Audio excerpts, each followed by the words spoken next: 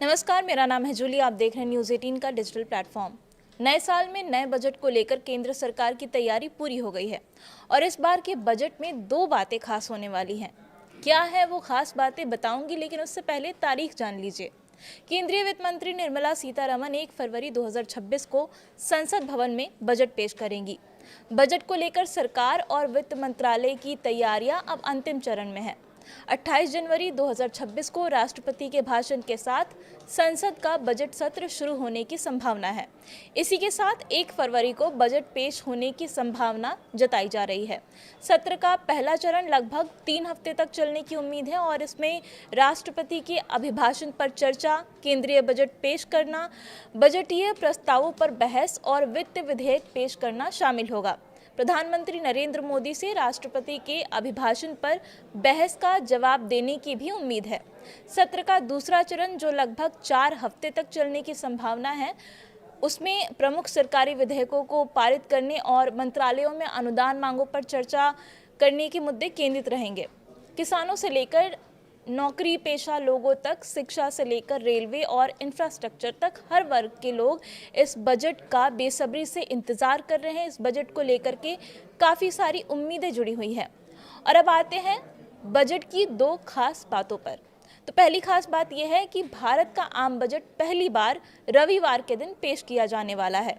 इस साल 1 फरवरी को रविवार का दिन पड़ रहा है और पहली बार बजट रविवार को पेश होगा। इस दिन गुरु रविदास जयंती भी है, जिसके कारण कई जगहों पर छुट्टी रहेगी। रविवार को सरकारी दफ्तरों से लेकर शेयर बाजार भी बंद रहते हैं। और अब दूसरी खास बात की भी बात कर लेते हैं। इस बार के बजट में आपको अपनी राय देने का मौका मिला है।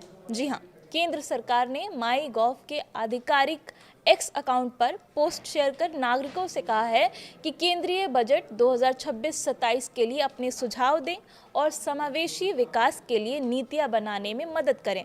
इसका मतलब है कि आप सरकार तक टैक्स, महंगाई, रोजगार, शिक्षा व्यवस्था या स्वास्थ्य व्यवस्था या फिर किसी भी मुद्दे पर अपनी राय पहुंचा सकते हैं। यानी अगर आपके मन में बजट को लेकर कोई भी सुझाव है, कोई आवेदन है, किसी तरह की कोई राय है, तो उसे आप सीधे सरकार तक पहुंचा सकते हैं। ये पहल आम लोगों की भागीदारी बढ़ाने की दिशा में बहुत बड़ा कदम माना जा रहा है। 2026-27 के बजट का सभी को बेसब्री से इंतजार है। खासकर अमेरिका के टैरिफ से लेकर वैश्विक तनाव के बीच बजट में क्या कुछ खास होगा, इस पर सभी की नज़र टिकी हुई है। अनुमान है कि देश के विकास दर को बढ़ाने के लिए सरकार बजट में कुछ बड़े ऐलान कर सकती है।